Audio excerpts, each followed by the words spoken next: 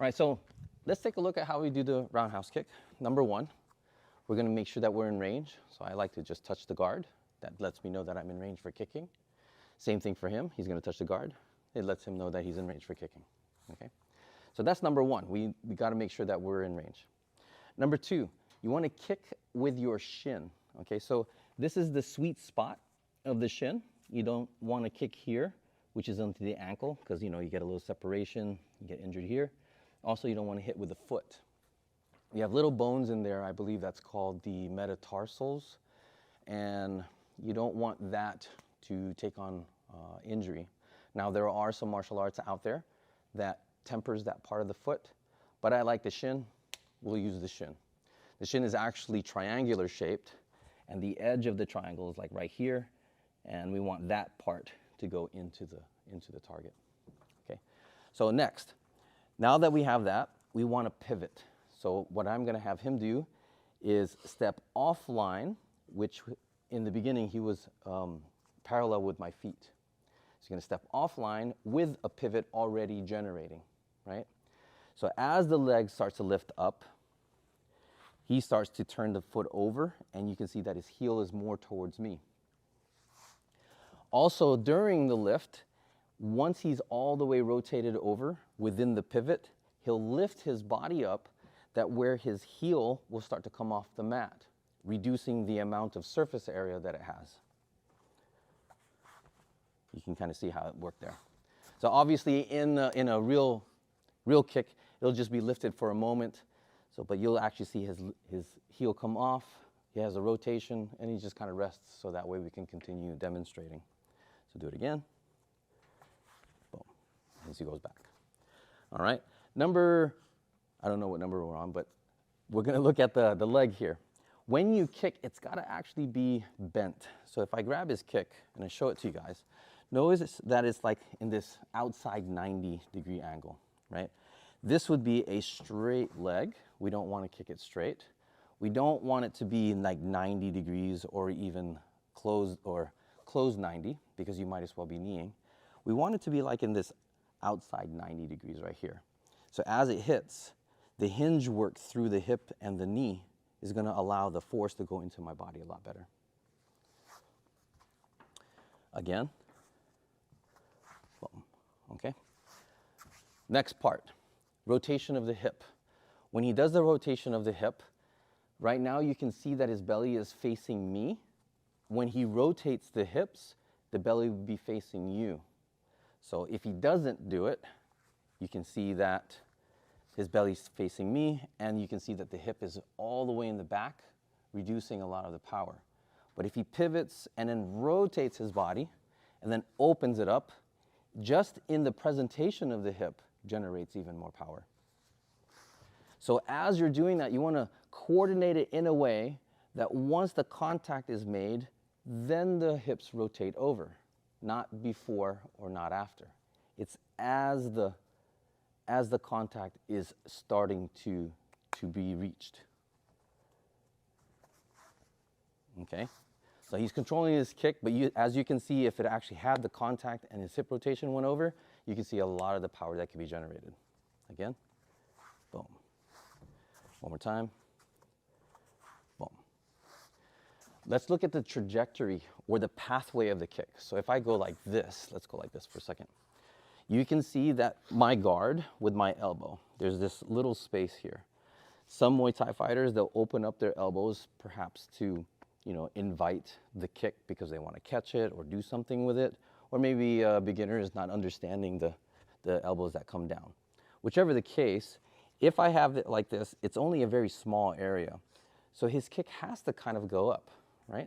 It goes up.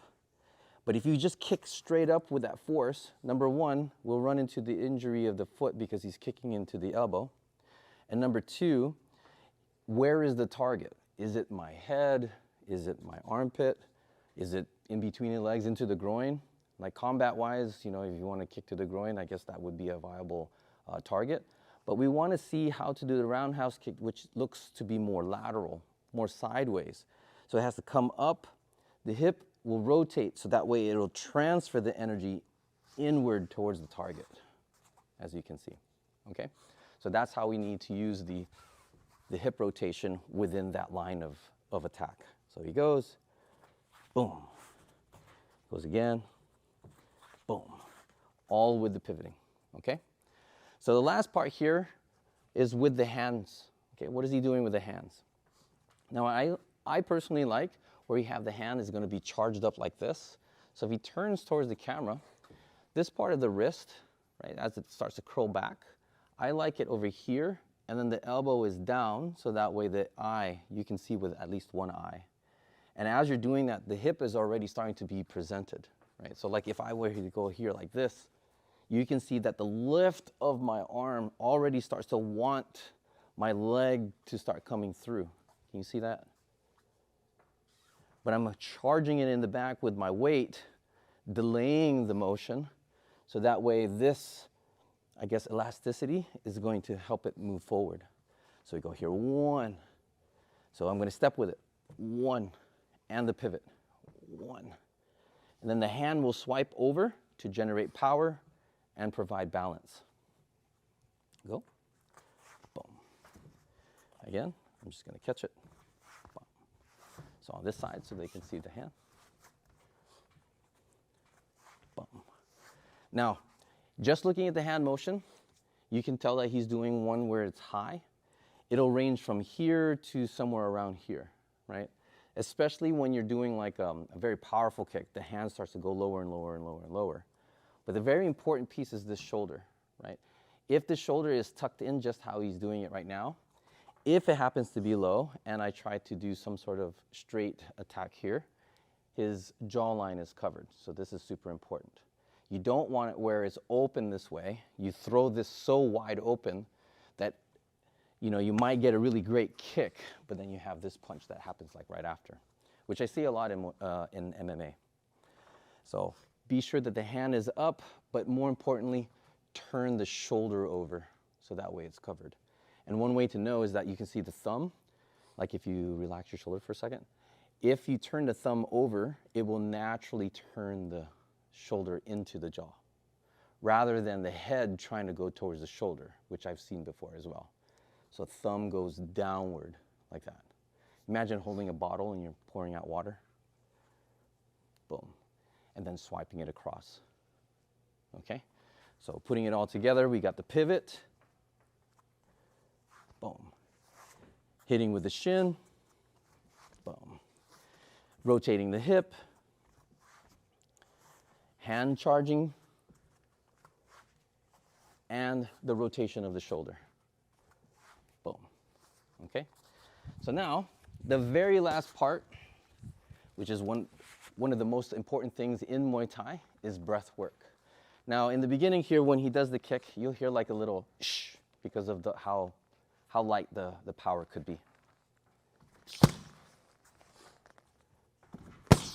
But as you get into your workout, as you want to get more intense, you got to vocalize. So sometimes it sounds like hush. And then you'll hear some fighters that really vocalize, embodying some of the warrior spirit. So you might hear, ash, so on and so forth, okay?